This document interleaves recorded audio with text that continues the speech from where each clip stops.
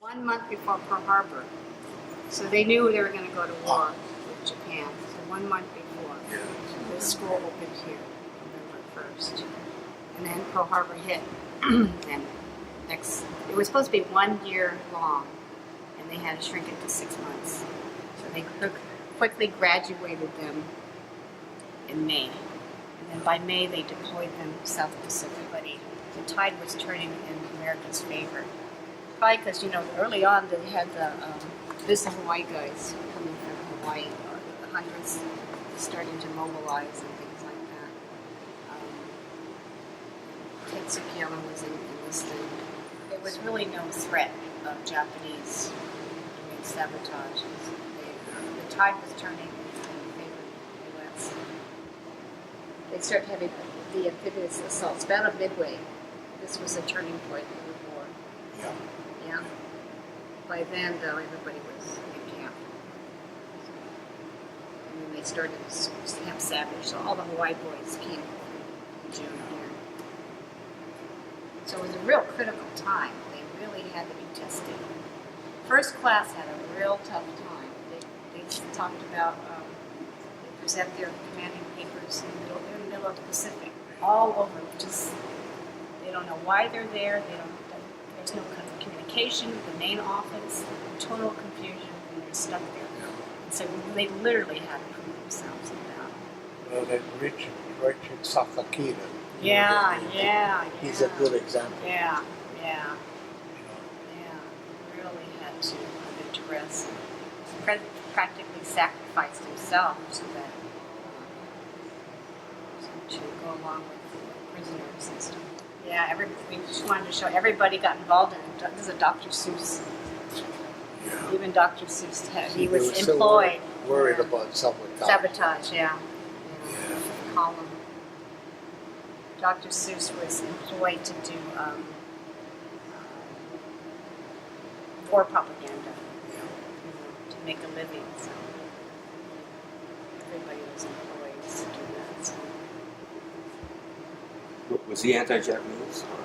No, or not necessarily. I think in later years, I think he regrets it.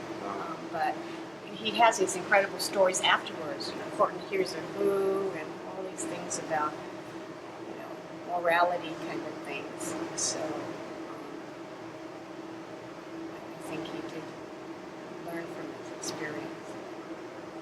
At that time, everybody was against Japanese. It didn't matter. The Japanese Americans were against the Japanese.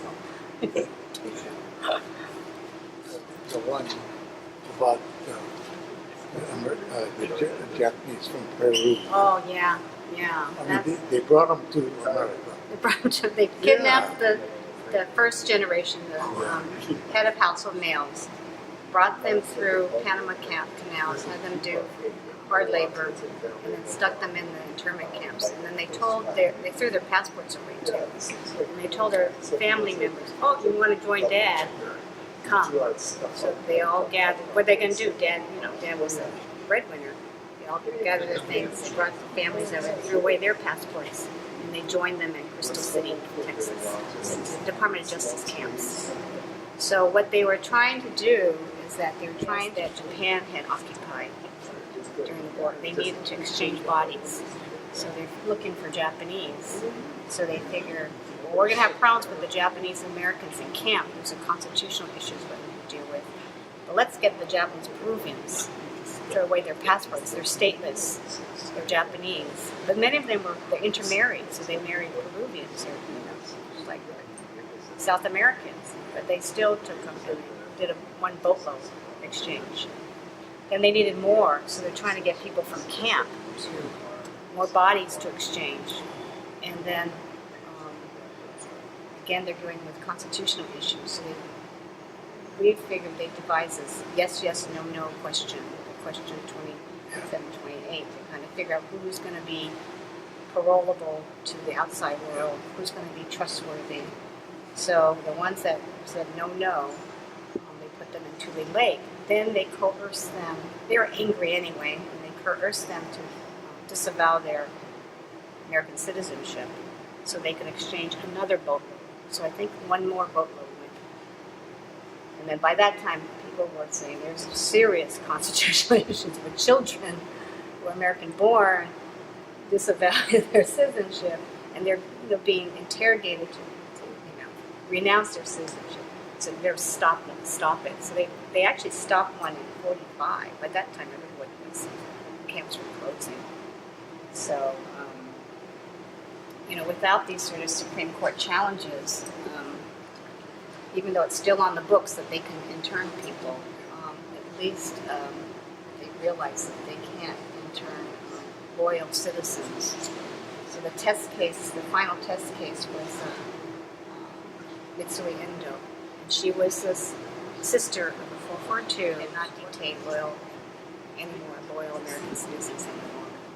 So that allowed people to leave the camps. Yeah. So that was the only so-called successful case. But for California, in the case of California, a lot of the families were taken from the lands or the businesses, and went to camp.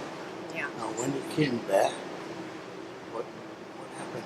Well, the government really didn't confiscate per se. They did that in Canada, but they forced them to take care of their assets or dispose of their assets. Sometimes they froze their assets.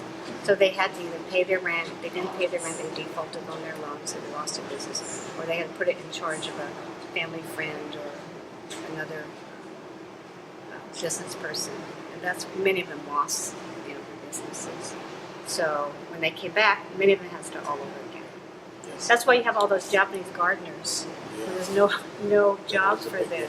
That was so they get into something, so they could eat something. So everybody had a Japanese gardener dad. So the lucky ones had their land taken care of. They had a good banker or friends that looked over, and they owned their land. Those are the lucky ones. So there's a few lucky ones. The unlucky ones were probably people who rented. Had to sell it cheap. Just could not care for it. So, but they started all over again. Yeah, some of them did very well. Kids did really. Oh, GI Bill. Yeah. See, right? The GI Bill.